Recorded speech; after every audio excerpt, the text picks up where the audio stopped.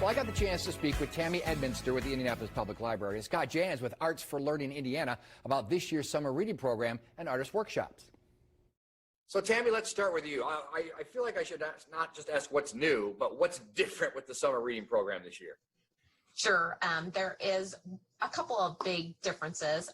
Obviously, the first is that for the first time, it doesn't have to be library books that you read for reading credit.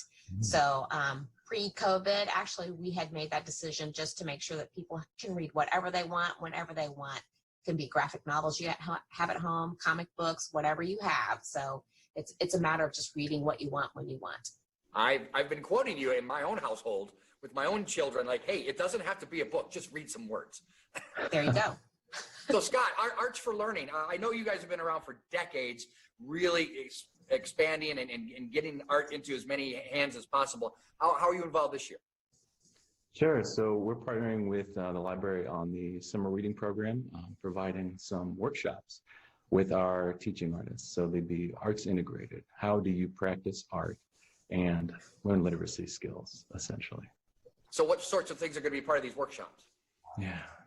So we have our teaching artist, Ronnie Stone, who will be doing a cultural dance of West Africa program, learning about many of the cultures and subcultures in that region.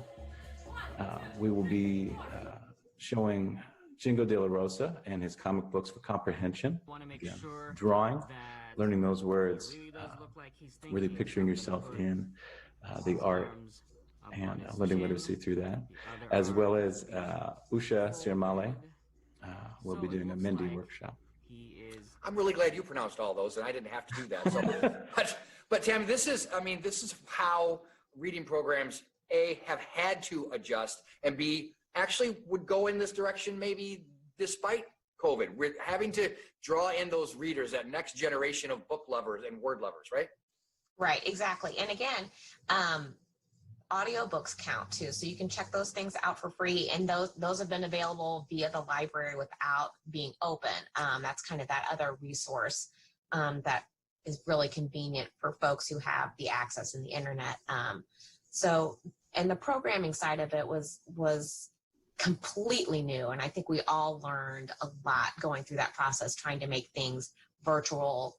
And we recognize that not everybody has access to internet. So that's kind of still a struggle for us to figure out how to bring programming to folks when they can't come in our physical locations.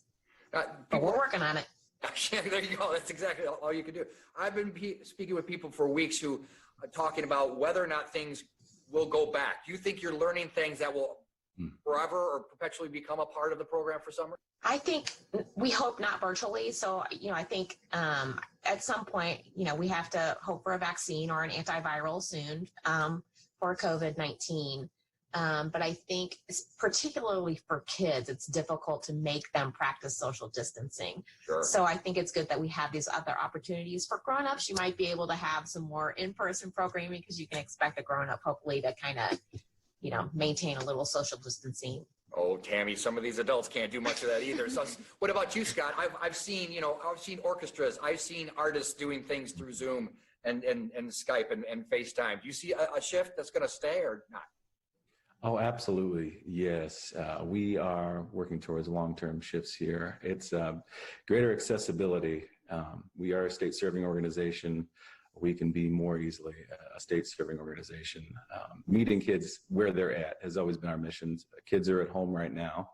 Many kids have been at home regardless of this. Transportation is very difficult in Marion County, and having internet access can help bridge some of that gap. So yes, absolutely. Well, we're happy to get the word out. We'll put all the information for the logistics and signing up on our website, indystyle.tv. Thank you both for your time. Stay safe. Thank you.